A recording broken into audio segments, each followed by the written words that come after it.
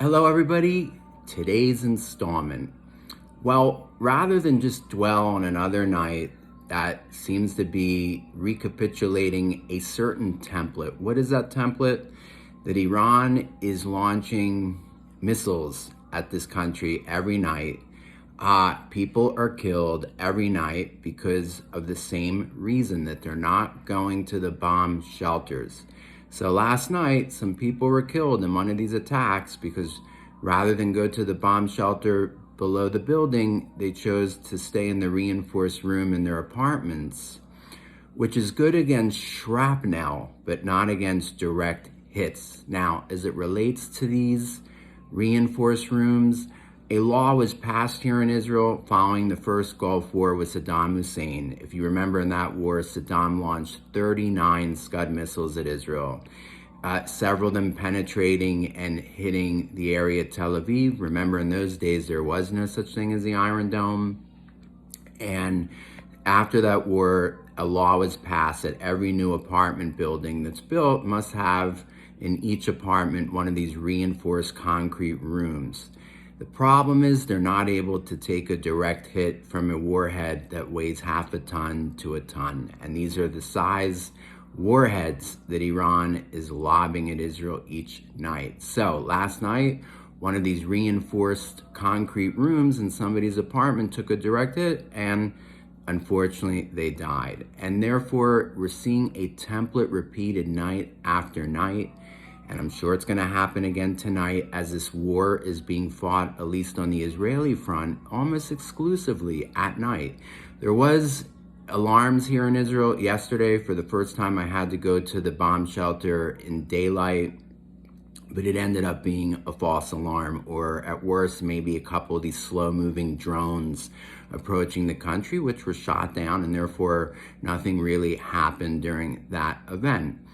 Now, as it relates to the larger picture, Iran was estimated to have begun at this war with 2,000 ballistic missiles, of which it's already launched at Israel about 350, which means that if Iran continues at this pace of launching between 30 and 40 ballistic missiles a day, it's going to run out of its only weapon against Israel within 2 weeks. That's important. Steve, how long is this war able to go on? Well, if it depends on Iran's ballistic missile stockpile, we're talking no more than 2 weeks. I have read that Pakistan and China are working to rearm Iran, and that's pathetic. That those two countries, of course, are doing that. I understand, of course, China's part in all this, to play the part of the spoiler against an American ally, and of course, Pakistan being another one of these Muslim S-hole countries. I'll try to keep it family friendly, but that's what I think of Pakistan.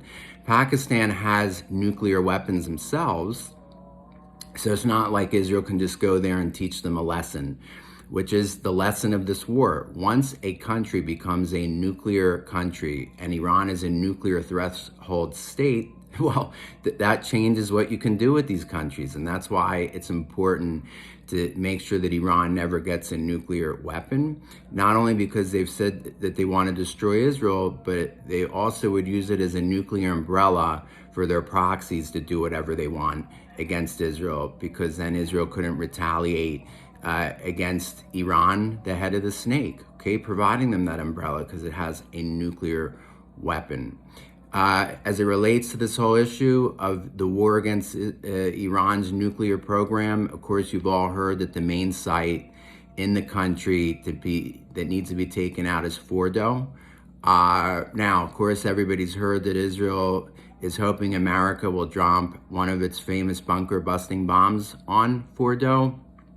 But the truth is I don't think even one of these bunker-busting bombs from America would actually destroy it. And the reason is very simple. For the Fordo compound is over 300 feet below mountains, okay, 300 feet below ground. And the Iranians built their pathways or staircases or whatever you want to call it at a diagonal, or, at an angle, so that you can't just score a direct hit on it. No bombs dropping from airplanes follow that type of angled trajectory underground. So I don't think Fordo can be taken out by way of even American bunker busting bombs. And yet Fordo has to be taken out. Ultimately, I believe that before this war is over, Israel will land ground forces in Iran to do what they did back in September or August in 2024 against a similar installation in Syria. I'm not sure most of you know this. It was one of the highlights of the war the last couple years when Israel landed commandos in Syria to go after an underground ballistic missile factory in Syria that was making ballistic missiles for Iran there. And basically, Israel landed commandos there who then penetrated on foot to the depths of where these things were kept, rigged the area with explosions, and blew it up. That's probably a template for what's going to be done here. Now, can Israel do that in Iran? I believe they can. It may take a couple more weeks of going to war against the regime itself, and that's what Israel's been doing the last couple of days, especially yesterday.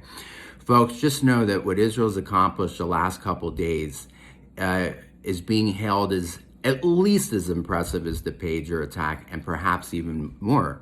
For let me recapitulate what Israel succeeded to do in the last couple of days. In the first day of the war, Israel took out at least 20 of Iran's chief military chieftains in one swoop in the same minute. These were 20 pinpoint attacks on 20 apartments or homes, all within the same minute, a simultaneous synchronized swimming of death for those people. Now, why did it all have to be done simultaneously? So that they couldn't call each other up and say, hey, Israel just attacked me a minute ago, you take preparations, Mohammed, or you take preparations, Ali. They had to kill all these people at one time.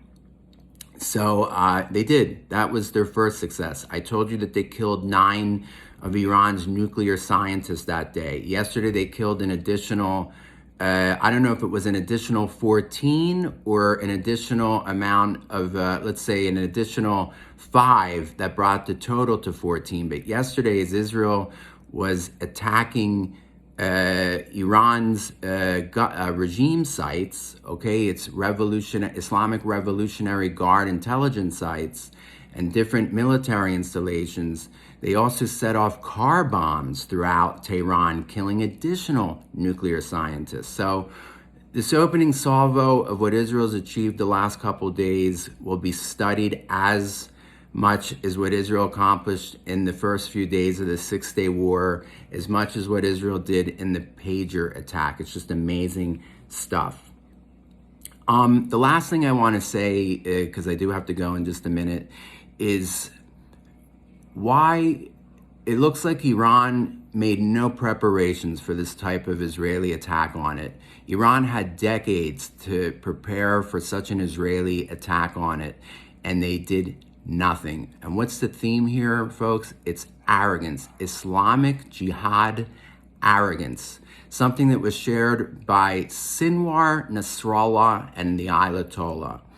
There is a popular hadith or saying of Muhammad that these people have memorized, and it's easy to memorize because it's only one line, and it goes as this: the day of redemption will not come until the rock and the tree cry out, "O Muslim, O faithful servant of Allah, there's a Jew hiding behind me, come and kill him." Okay, so these fanatic devout Muslims believe that the day of their redemption will come and depends on this final cataclysmic clash with the Jews.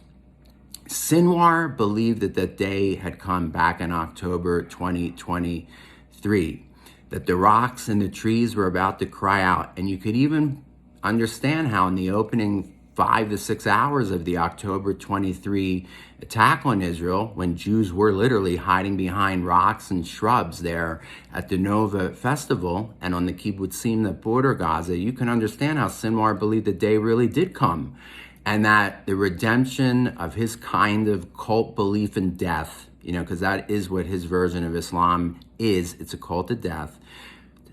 You can understand why he thought the day had come. The problem is, folks, the rocks and the trees ultimately remained silent. And all these Islamic fanatic leaders, again, Sinwar, Nasrallah, Khamenei, made critical mistakes in this war, believing that their redemption had come, that the Jews are about to be eviscerated from the earth, and instead Sinwar, Nasrallah, Hezbollah, Khamenei, they're the ones being eviscerated from the earth.